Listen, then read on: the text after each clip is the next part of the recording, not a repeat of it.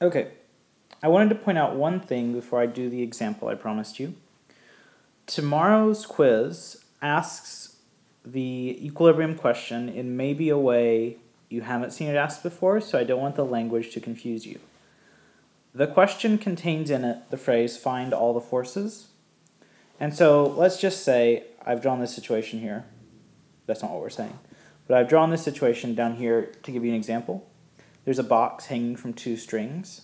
And so you should know pretty automatically that box has a weight force and then two tension forces on it.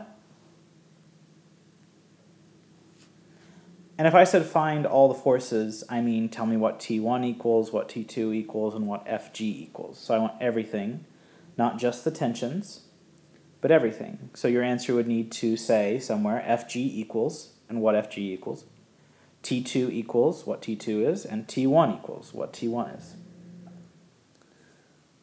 That's really the main thing I wanted to point out. And then the next two slides are an example from an old video where I find all the forces in a situation. All right, watch this, and good luck on the quiz Monday. Have a good weekend. All right, this next example is really hard and potentially the most important because it's going to show you a whole bunch of uses for sines and cosines. So buckle up and get ready. I unfortunately have a really hard time seeing the answer to this example without plugging in numbers. And so even if I was asked a question, if someone just said, hey, which string do you think has more tension, I would have to go draw this diagram and then plug in numbers, which is exactly what I'm going to do here. So I'm going to draw a line, a horizontal line that we can measure angles with respect to.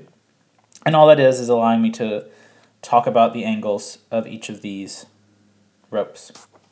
Now I don't know what those angles are, but the one on the right is clearly bigger than the one on the left, and it's clearly not bigger than 90 degrees. So I'm going to call this 70 degrees, and I'm going to call this one 20 degrees.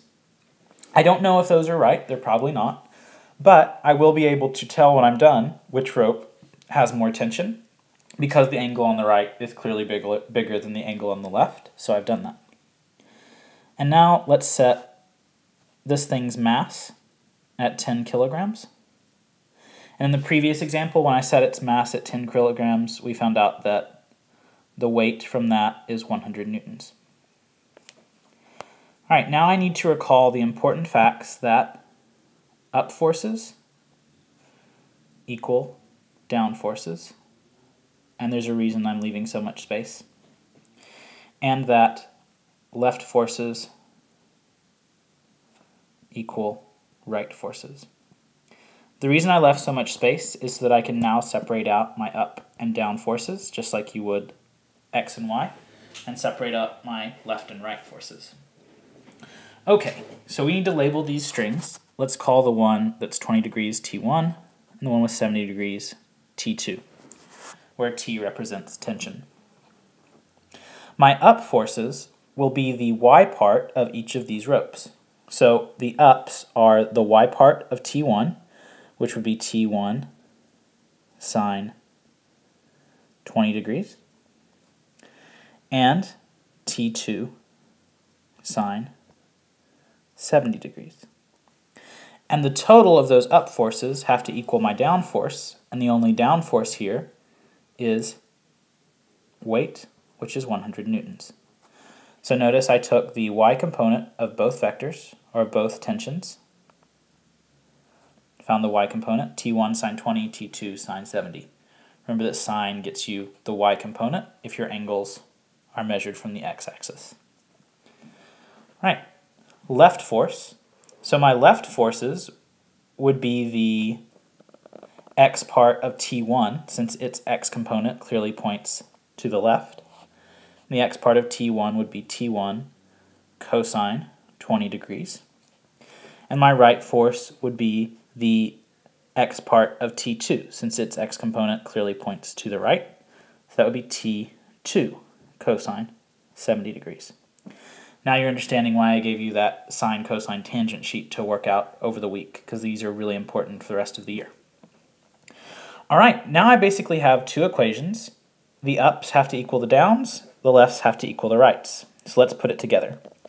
From up equals down, I have T1 sine 20 degrees plus T2 sine 70 degrees is equal to Fg, which is 100 newtons. So notice I just brought the Fg here along with the equal sign. Okay, that's my up forces equation, and I know that that has to be true. All right, and rewriting my left and right forces, T1 cosine 20 degrees equals T2 cosine 70 degrees. So notice, really, I've just split these into x and y, whereas up and down are the y part, and left and right are the x part. Kinematics might be coming back to haunt you right now. Always split up into x and y. And I can't solve either of those equations. Both have two unknowns, T1 and T2. So what I have to do is use one equation to solve the other. So I'm going to solve this bottom equation because it looks easier. I'm going to solve this one for T1. And that's an arbitrary choice. I just picked it. Here we go. To find T1, I need to divide both sides by cosine 20. So T1 is T2 times cosine 70 degrees divided by cosine 20 degrees. And now I can plug in this T1 that I found right here for this T1 right here in the upper equation, and then I'll have an equation that just has T2 in it. So, rewriting that top equation, T1 is now T2 cosine 70 degrees divided by cosine 20 degrees plus, oh, nope, not plus yet, times the sine of 20 degrees, which is just from right here, plus T2 sine 70 degrees, and that equals 100 newtons. So notice I set up my two equations using F up equals F down, F left equals F right, and now I'm just solving them from algebra. So if you're ever curious how to set up these problems, the key is using F up equals F down, F left equals F right. It's a lot less mysterious than kinematics. There is a clear step here. You set up equal to down and left equal to right, and you just go with algebra. Okay, so I can find the numbers that cosine 70 over cosine 20 times sine 20, this whole, let me choose a different color so you can see what I'm talking about, this whole kind of mess of stuff right here. I can find the number for that and find the number for this, and then we'll find T2. I'm going to clean this up on the next slide though. Okay, so let me show you what I did to clean this up. I took cosine 70 over cosine 20 times sine 20, and just using the calculator found out what all that leads to, and I got 0.12. And then I took sine 70, found out what that is, and it's 0.94. So now my equation is actually pretty easy. I can add together the two T2s, and I'll get T2 plus their coefficients, or the numbers with them.